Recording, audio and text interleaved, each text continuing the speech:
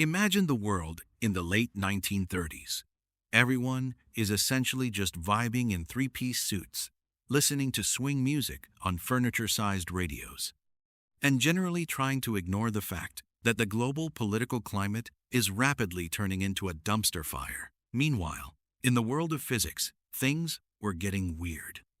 A few scientists discovered nuclear fission, which is basically the universe's way of saying that if you hit a tiny, invisible atom with enough attitude, it will literally split in half and scream energy. This was the ultimate "wait, what?" moment in human history.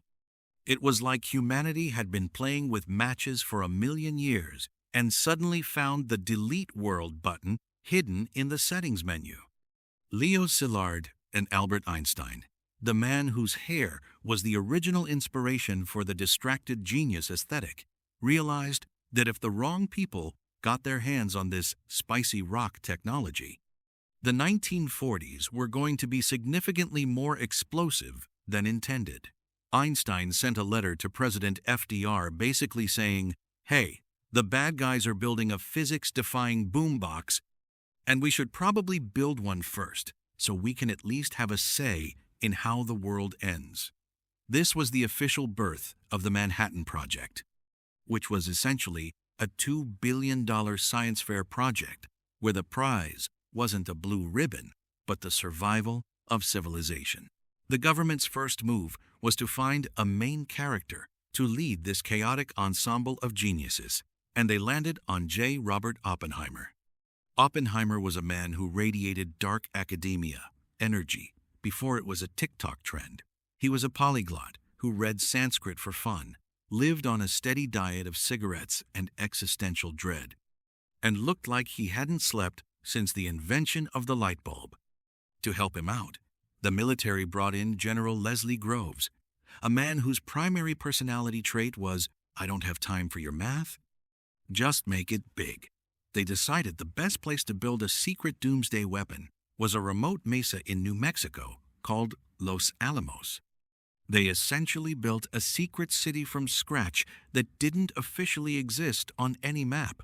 If you lived there, your mail was sent to a P.O. box. In Santa Fe, your driver's license said Person X, and your neighbors were all Nobel Prize winners who were probably having a midlife crisis about the fact that their math was about to change the world. It was basically a high-security summer camp for nerds where the final activity was the end of days. Inside this secret city, the vibe was a chaotic blend of, "Trust me, I'm an engineer," and genuine, "We have no idea if this will work." You had Richard Feynman, a future Nobel laureate who spent his free time picking high-security safes and leaving "I was here" notes just to troll the military intelligence officers. Then there was Enrico Fermi, who was so calm it was suspicious. He actually spent the morning of the first test taking bets on whether the bomb would accidentally ignite the Earth's atmosphere and burn every living thing to a crisp. Imagine being the intern in that room, just trying to get coffee while the world's smartest men are gambling on the literal apocalypse. The project was divided into two paths: Little Boy, which used uranium, and was basically a giant gun that shot one piece of metal into another, and Fat Man, which used plutonium and was so complex it required a series of implosion lenses that had to fire with more precision than a synchronized swimming team on caffeine. They called the prototype the Gadget, which is the most understated, "it's just a prank, bro" name for a device that could vaporize a mountain range. As 1,945 rolled around, the pressure was at an all-time high. The project had consumed more electricity than most small countries, and thousands of people were working on the Gadget without even knowing what it was. People in Oak Ridge and Hanford were refining materials, thinking they were making fancy chemicals or maybe a new type of toaster, only to realize later they were the support staff for the Sunday. The technical hurdles were insane. The scientists were essentially trying to bottle lightning while wearing oven mitts. There were moments of pure terror, like when the Demon Core, a sphere of plutonium, nearly went critical because someone dropped a brick on it. It was a reminder that while these guys were playing God, they were still prone to the oops, Butterfingers moments that plague us all. Security was so tight that Soviet spies like Klaus Fuchs were literally standing in the room, taking mental screenshots of the blueprints to send back to Moscow, making the Manhattan Project the ultimate group project, where one person does all the work and the other person steals the credit. Finally, we get to the 16th of July, 1945, the Trinity test. The team hauled the Gadget to a site in the New Mexico desert called Jornada del Muerto, or Journey of the Dead Man, because historians have a great sense of irony. It was raining, lightning was flashing, and everyone was stressed out of their minds. They hoisted the bomb onto a 100-foot steel tower, which is basically the world's most dangerous game of Jenga. At 5:29 a.m., they hit the switch. For a few seconds, the world experienced its first forced dark mode, followed by a flash so bright it made the actual sun look like a flickering low-battery light bulb.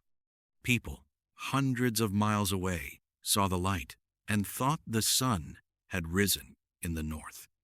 The heat was so intense it turned the desert sand into trinitite, a weird green glass that is the ultimate "I survived the dawn of the atomic age" souvenir. When the mushroom cloud began its slow, terrifying ascent into the stratosphere, the atmosphere in the control bunker shifted from "we did it" to "oh no, what have we done?" Oppenheimer famously quoted the Bhagavad Gita, saying, "Now I am become death, the destroyer of worlds," which is objectively the hardest line ever dropped in a desert. But the second sun wasn't just a science experiment. It was a geopolitical reset button.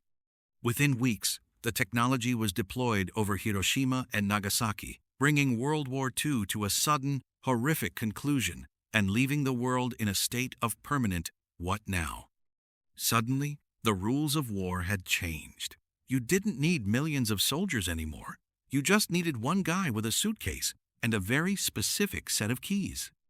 The world transitioned into the Cold War, a 40-year staring contest where the primary strategy was mutual assured destruction, or MAD.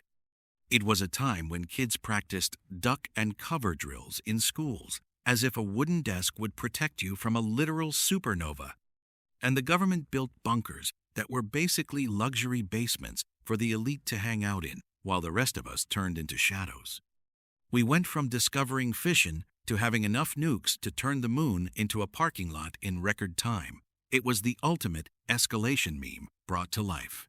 Yet, in true human fashion, we also tried to find the wholesome side of the atom. The Atoms for Peace program promised us electricity so cheap we wouldn't even need meters, nuclear-powered cars, and maybe even atomic vacuums.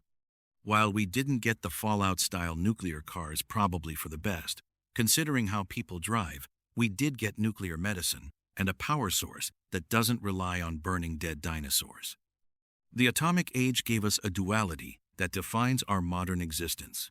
The same technology that can carbon neutralize our power grid can also send us back to the Stone Age if someone has a bad day in a bunker. We started the 20th century worried about horse manure in the streets and ended it worried about global thermonuclear war. Talk about a level up that no one really asked for. The legacy of the second sun is everywhere. It's in our pop culture.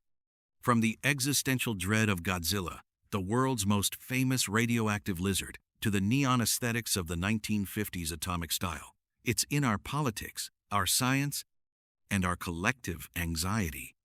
The Manhattan Project proved that when humans put their minds to it, we can literally rewrite the laws of reality. But it also proved that our wisdom hasn't quite caught up to our math. We are the main characters of a story where we found the cheat codes to the universe and now have to figure out how not to crash the game. As we look back at those exhausted scientists in the New Mexico desert, we realize they didn't just build a bomb, they built a mirror. They showed us that humanity has the power of a god, but the impulse control of a toddler. The dawn of the atomic age wasn't just the end of a war. It was the beginning of a permanent high-stakes vibe check for the human race. We live in the glow of that second sun every day, hoping that our better nature eventually wins the staring contest with our capacity for destruction.